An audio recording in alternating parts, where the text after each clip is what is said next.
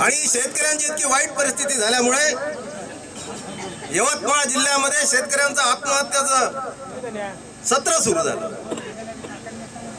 आणि या सत्रामध्ये यवतमाळ जिल्हा सर्वात अग्रेसर राहिला। जगामध्ये जर आत्महत्या कुणी केल्या,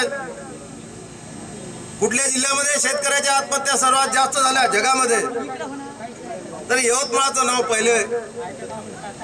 पहिल्या नंबरवर येतं। आणि म्हणून अशा या परिस्थितीमधून शेतकऱ्यांसाठी काहीतरी करायला पाहिजे, आपण शेतकऱ्यांची मदत करायला पाहिजे। जेव्हा भारतीय जनता पक्ष आणि शिवसेनेचं राज्य या महाराष्ट्रात होतं, त्यावेळेस मी पण एक मंत्री होतो। त्यावेळेसचे जर दिवस आठवले असेल तुम्हाला, तर 2 दिवसामध्ये कापसाला जास्त भाव आम्ही त्यावेळेस दिला होता, 2च दिवसात निर्णय घेऊन। प्रत्येक जण मी शेतकऱ्याचा कैवारी आहे, मी शेतकऱ्याचा पोरगा आहे, मी शेतकऱ्यांचं भलं करणार, असं प्रत्येक जण आपल्या भाषणात बोलतो। काँग्रेसचे किंवा दुसरे कुठलेही लोक जर आपल्या गावामध्ये आले, नेते लोक, त्यांना एक प्रश्न विचारा, खेड्यामधलं अर्थशास्त्र पूर्वी कसं चालायचं? कापसाला जर 500 रुपये भाव असेल तर सोन्याला सुद्धा तेवढाच भाव असायचा। ही परिस्थिती होती। अशा परिस्थितीमध्ये शेतकरी वर्ग सुखी होता। कोणी म्हणायचं नाही की आम्ही दुखवतो म्हणून। मी पाहिलंय शेतीचं, माझ्या वडिलांचं, आम्ही चांगले सुखी होतो त्यावेळेस। परंतु आज परिस्थिती काय? कापसाला 3,000 3,500 रुपये भाव आणि सोन्याला 30,000 रुपये भाव। आणि त्याच्यामुळे आपले खेडे उद्ध्वस्त झाले, खेड्यामध्ये नैराश्य आलं, शेतकरी हवालदिल झाला। आणि अशा परिस्थितीमध्ये शेतकऱ्यांना काहीतरी मदत झाली पाहिजे।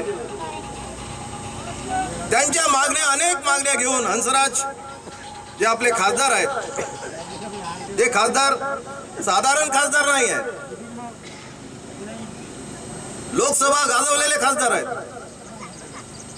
कोळशाचा भ्रष्टाचार बाहेर काढलेले खासदार आहेत, जनतेचे अनेक प्रश्न संसदेमध्ये मांडणारे खासदार आहेत, न बोलणारे खासदार नाही, ते बोलके खासदार आहेत। आणि बोलके खासदार सर्वसामान्य जनतेचे प्रश्न त्यांना माहीत असल्यामुळे त्यांच्या नेतृत्वाखाली हा शेतकऱ्यांचा मोर्चा, पदयात्रा तर यवतमाळपर्यंत, आणि यवतमाळमध्ये उद्या धडक मोर्चाच्या माध्यमातून आपल्या मागण्या घेऊन जिल्हाधिकारी कार्यालयावर आपल्याला सर्वांना जायचं आहे। कापसाला 7,000 रुपये भाव मिळाला पाहिजे। सोयाबीनची परिस्थिती तुम्हाला माहित आहे, महिलांवर होणारे अत्याचार तुम्हाला माहित आहे, ते बंद झाले पाहिजे। काल तर यवतमाळ शहरामध्ये अशी परिस्थिती झाली की सत्ताधारीच आपल्या एकमेकावर उठले, खूप मारपीट झाली यवतमाळमध्ये काँग्रेस आणि राष्ट्रवादीच्या कार्यकर्त्यांमध्ये।